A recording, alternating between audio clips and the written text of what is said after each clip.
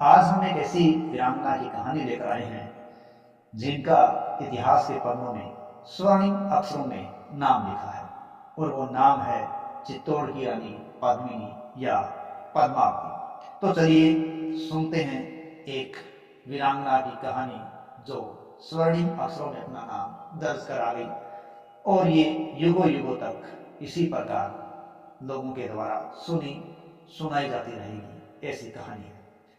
देखिए, 12वीं शताब्दी के अंतिम समय में और 13वीं शताब्दी के शुरुआती दौर में दिल्ली पर सल्तनत कायम थी और इस समय जब 1300 की बात कर रहे हैं तो दिल्ली पर अलाउद्दीन खिलजी का शासन था और चित्तौड़ पर अलाउद्दीन खिलजी का 1303 में आगमन होता है। एक कारण था चित्तौड़ की रानी पद्मिनी या पद्मावती को प्राप्त करना। तो चलिए देखते हैं पद्मिनी या पद्मावती कौन थी। देखिए, पद्मिनी या पद्मावती सिंहल द्वीप की एक राजकुमारी थी। ऐतिहासिक तथ्यों का सिंहल द्वीप आज का श्रीलंका माना गया है। सिंहल द्वीप के इस रानी या राजकुमारी की कहानी इस प्रकार है कि सिंहल द्वीप के राजा थे गंधर्वसेन और उनकी पत्नी का नाम था चंपावती और उनकी संतान थी रानी पद्मिनी। और उस पद्मिनी के पास एक हीरामणि या हीरामन नाम का तोता था जो कि बोलने वाला तोता था और यह तोता बचपन से ही पद्मिनी के साथ था। पद्मिनी जो कि एक अद्वितीय सुंदरी थी और जैसे जैसे वो बड़ी होती गई उसकी सुंदरता में निखार से और निखार आता चला गया। और कहते हैं कि जब पद्मिनी बड़ी हुई तो गंधर्वसेन ने पद्मिनी के लिए योग्य वर की तलाश में स्वयंवर का आयोजन किया और आस पड़ोस के सभी हिंदू राजा राजपूत राजाओं को स्वयंवर में बुलाया।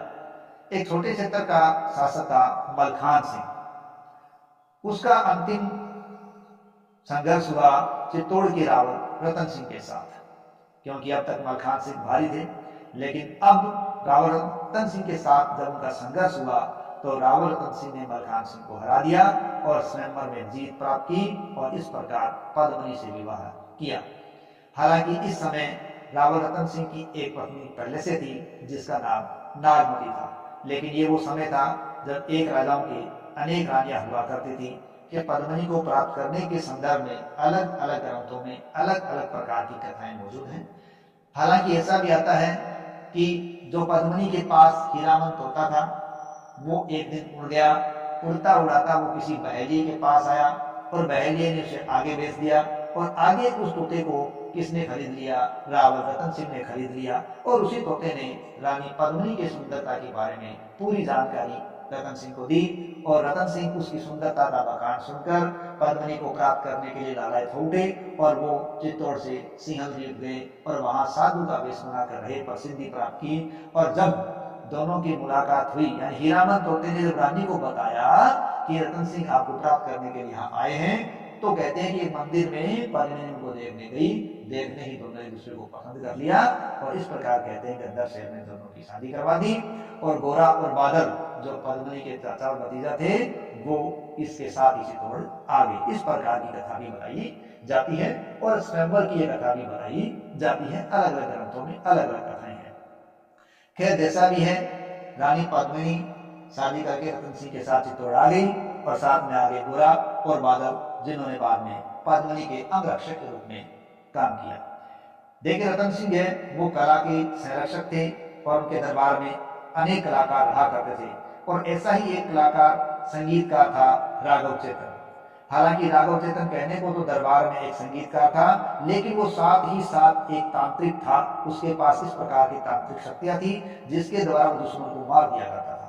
एक दिन वो इसी प्रकार अपने इसी बुरे काम के लिए बुरी आत्माओं को बुलाने का कार्यक्रम कर रहा था या तंत्र मंत्र कर रहा था और ऐसी स्थिति के अंदर उसे रंगे हाथों पकड़ लिया गया। राघव चेतन को बहुत ज्यादा अपमानित करके वहां से निकाला गया।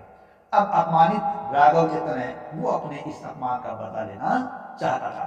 हम जानते हैं कि उस समय दिल्ली पर अलाउद्दीन खिलजी का शासन था, तो अब वो राघव चेतन दिल्ली की ओर चल पड़ा और दिल्ली के पास जाकर एक जंगल में रुक गया। उसे पता चला कि ये वो जंगल है जहां खिलजी अक्सर शिकार के लिए आते रहते हैं। कुछ रोज बाद जब उसे पता चला कि खिलजी की सेना है वो इस जंगल की ओर आ रही है, तब उसने एक जगह बैठकर बांसुरी से मधुर स्वर निकालना शुरू कर दिया। जब खिलजी की सेना आगे बढ़ी, उन्होंने बांसुरी का एक मधुर स्वर सुना, तो खिलजी ने पता करने के लिए कहा अपने लोगों को कि देखो इस जंगल में ऐसी मधुर बांसुरी कौन बजा रहा है। सैनिक इधर उधर दौड़े, उन्होंने राघव चेतन को ढूंढ लिया और राघव चेतन को लाकर खिलजी के सामने खड़ा किया गया। खिलजी है, उसने कहा कि तुम बहुत अच्छी बांसुरी बजाते हो, मेरे दरबार में आओ। लेकिन राघव चेतन ने कहा आपके दरबार में बड़े बड़े कलाकार हैं, संगीतकार हैं, आपको मेरे जैसे आदमी को बुलाने से क्या फायदा नहीं है। खिलजी मुझे इस बात को नहीं समझा और उसने पूछा कि कुछ बताना चाहते हो तो सच सच साफ साफ बताओ। तब राघव चेतन ने अलाउद्दीन खिलजी को चित्तौड़ की रानी पद्मिनी की एक अद्वितीय सुंदरता के बारे में बताया और इस प्रकार पद्मिनी की सुंदरता का बखान किया कि अलाउद्दीन खिलजी के मन में उसको प्राप्त करने की लालसा जाग पड़ी। इस प्रकार पद्मिनी के बारे में सुना और अलाउद्दीन खिलजी उसको प्राप्त करने के लिए लालायत हो उठा और राघव चेतन को अपने पास रख लिया। अब वो रानी पद्मिनी को प्राप्त करने के लिए चित्तौड़ की ओर अभियान करते हैं। अब खिलजी जब चित्तौड़ किले को देखते हैं तो उसे भारी भरकम किले को देखकर वो चकरा जाते हैं और वो किला एक भारी भरकम रक्षण में था, तो इस प्रकार की रक्षाबंदी को तोड़ना आसान काम नहीं था। इसलिए अलाउद्दीन खिलजी ने रावल रतन सिंह को एक संदेश भेजा कि वो पद्मावती को अपनी बहन के समान समझता है, उसे देखना चाहता है, वो उसका प्रतिबिंब भी दिखा दिया जाए तो वो देखकर चला जाएगा। रावल रतन सिंह ने सोचा कि झूठे लोगों को मरवाने से ये अच्छा है कि इस प्रकार के शांति से काम चला जाए, तो वो इस प्रकार से चित्तौड़ को खतरे से बचाना चाहते थे और रानी ने भी इस प्रकार की स्थिति को स्वीकार कर लिया। कहते हैं रावल रतन सिंह है वो किले के दरवाजे खोलकर अलाउद्दीन खिलजी को अंदर लाए और उसके कुछ योद्धा है वो भी साथ में आए। अब उसके अनुसार रानी है वो ऊपर खड़ी थी और नीचे पानी में प्रतिबिंब दिखाया गया, जबकि अधिकांश के अनुसार रानी पद्मिनी ने कांच में अपना प्रतिबिंब दिखाया। अब चुनिंदा योद्धाओं के साथ अंदर आए हुए खिलजी ने जब कांच में पद्मिनी का चेहरा देखा तो उसको प्राप्त करने की इच्छा और भी बढ़ गई और जब रतन सिंह खिलजी को छोड़ने के लिए दरवाजे की तरफ बढ़ रहे थे तो दरवाजे पर आने पर अचानक से खिलजी ने धोखा किया और रतन सिंह को बंदी बनाकर ले गया। अब उसने मांग की कि पद्मिनी आएगी तो ही रतन सिंह को छोड़ा जाएगा। अब गोरा बादल ने एक उपाय सोचा और खिलजी के पास सूचना भेजी कि कल आपके पास पद्मिनी आ जाएगी, वो पालकी में अपने कुछ महिला या दासियों के साथ आएगी और आपको रतन सिंह को छोड़ना पड़ेगा। अगले दिन गोरा और बादल कहते हैं कि 150 पालकियों को तैयार करते हैं और योद्धा पुरुषों को तैयार करके महिलाओं का वेश बना करके वो वहां पहुंचते हैं। हालांकि जब पहुंचते हैं तो खिलजी की सेना ये सोचती है कि पद्मिनी आई होगी और रावल रतन सिंह भी ये सोचकर अपमानित महसूस कर रहे होते हैं कि देखो मेरे लिए पद्मिनी को इस खिलजी के पास आना पड़ा होगा। लेकिन पालकियों के अंदर तो गोरा बादल पहले से ही सुरक्षित पर मजबूत सेनापतियों को या सेना को लेकर आए थे और उन्होंने वहां अलाउद्दीन खिलजी के शिविर के पास वहां पहुंचकर मारकाट मचा दी जहां की रतन सिंह बंदी थे। अब उन्होंने मारकाट मचाई, संघर्ष किया और बादल है वो रतन सिंह को छुड़ाकर वहां से भागने में कामयाब हो गए और गोरा है वो वही अन्य सैनिकों के साथ उनसे संघर्ष करते हुए मारे गए। इस प्रकार कहते हैं कि बादल रतन सिंह को लेकर किले तक पहुंच गया। अब खिलजी इस बात से बहुत गुस्सा हो गया, बहुत ज्यादा नाराज हो गया।